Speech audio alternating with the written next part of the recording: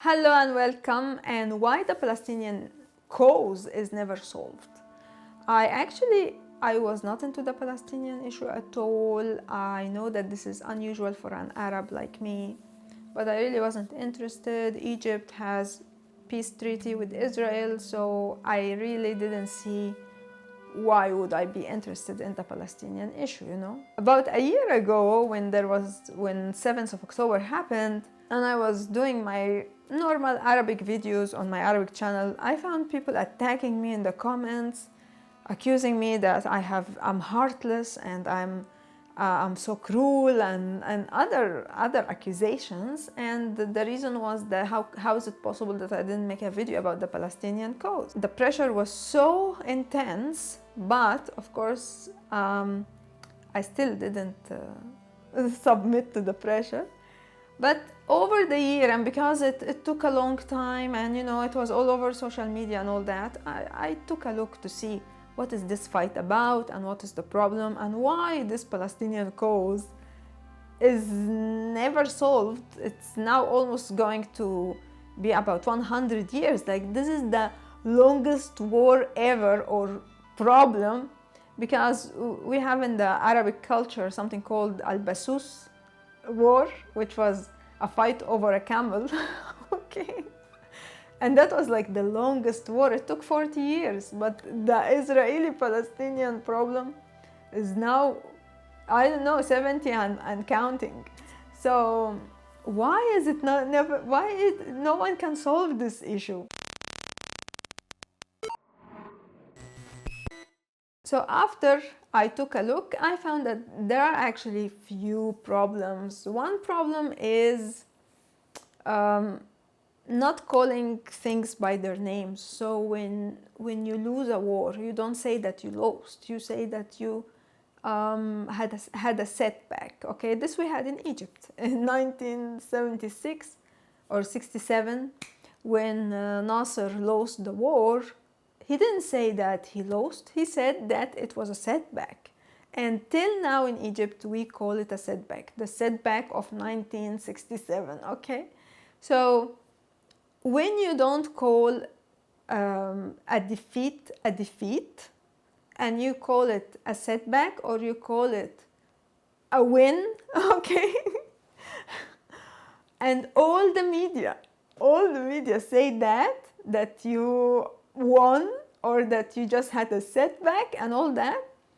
This really, it makes people believe that they didn't lose, and they just continue on thinking that it's endless, because of the media. When you see, it's like the Jim Carrey movie, when he was in this atmosphere where all the people around him are actors, and he just believed them, and then he discovered that this is just a television set and everyone is acting. That's exactly what's happening in reality. So you watch any Arabic channel and you find that they are talking about the victory, that Egypt until now is celebrating the victory over Israel in 1973, and no one question or think, how is it possible that Egypt won 1973 and they got back the land in the 80s if they won a war? Because when you win a war, it's supposed to be something that you do in the moment, right? But this is something, it seems it's in the Arabic mentality in general, that they just don't call things by their names, and it's just causing continuous problems. So everyone is thinking that this is just a setback. We have an eternal enemy, that for some reason this enemy doesn't want to finish, doesn't want to. We are defeating this enemy all this time, and for some reason they're just not disappearing for some reason. So that is one reason. The other reason is, of course, this Palestinian thing is related to religion, whether it's from the Israeli side or from the Palestinian side. So in the Israeli or Jewish belief, this is Jerusalem.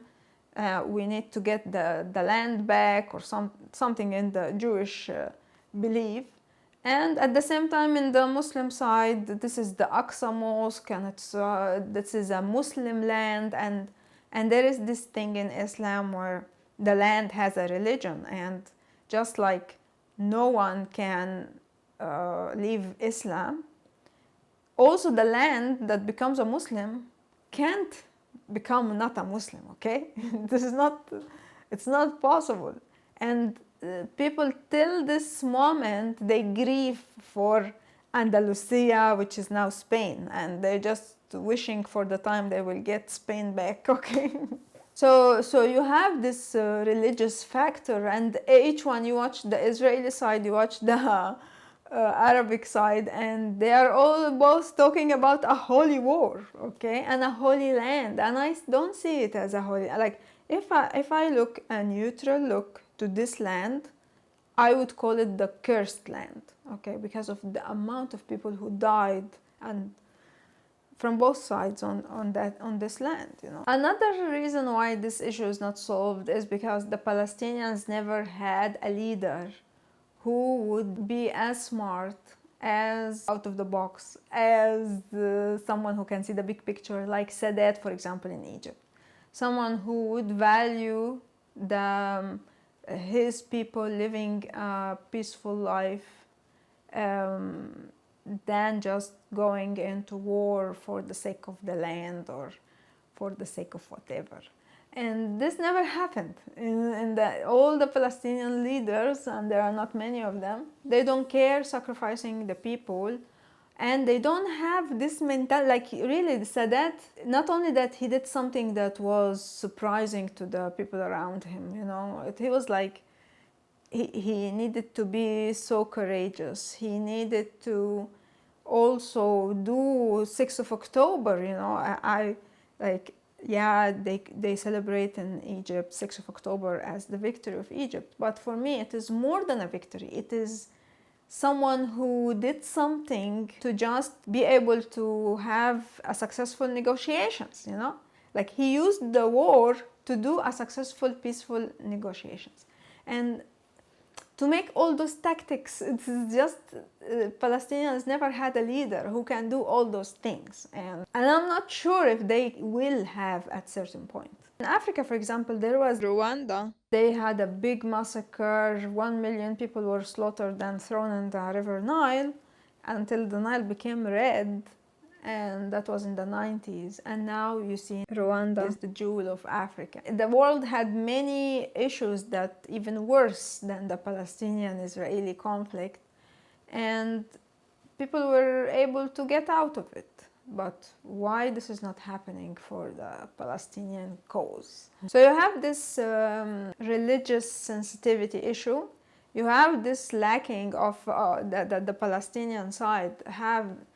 They never had a wise leader, but also the leaders, they usually do things that are not, you can never find a respectable president of a country would do. Like, for example, kidnapping an airplane and saying, okay, if you don't return the land, I will explode this airplane. That's not how presidents of legitimate countries behave, you know. But this is the attitude of the Palestinian leaders, and it's going on until now. It's like generation gives to generation the same mentality. They don't work things out like a respectable country. They do things in a more of a gang way. And the thing is, you need to realize your strength, you know.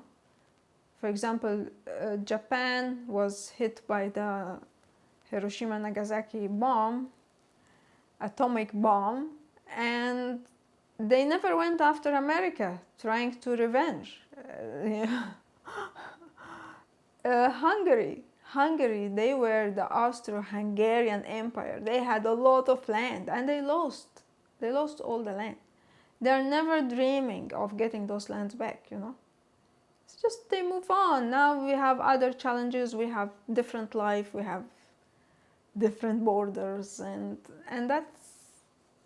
that's how life is. So when you don't realize your strength, you don't realize your weakness as well, and you just keep hitting your head at the wall all the time, your people will live a miserable life. So you need to stop at certain point, see the big picture, like I said, like Sadat did with Egypt, and realize, like, okay, maybe we need to do something different. Because as they say, stupidity is repeating the same thing or doing the same thing the same way and expect a different result. They have been doing the same thing the same way for many years now, almost reaching 100 years. And they never stop wondering, maybe we should do things differently. Because as we will always do things the same way, we will have the same results. So those are the reasons why this Palestinian issue is never solved. And I don't know how it will end. There is a lot of lies in the media and propaganda and all that, and thinking that Israel is going to want to occupy the whole Arabic world.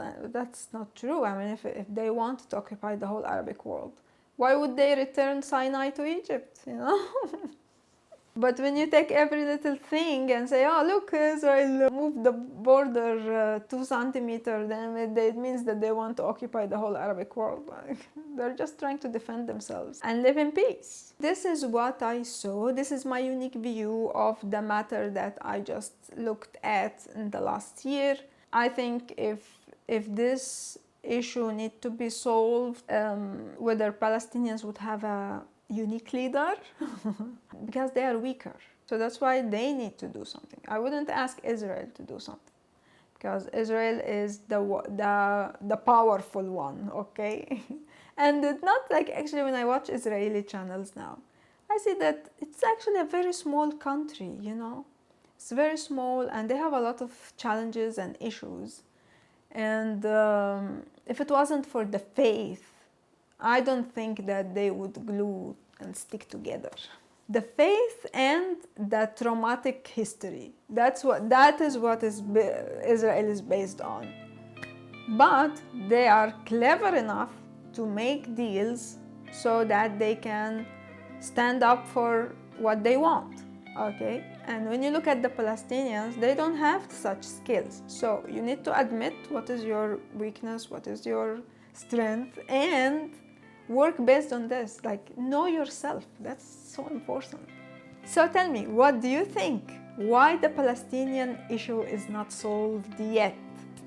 Do you think it will be solved one day? Let me know in the comments, and see you in a coming video.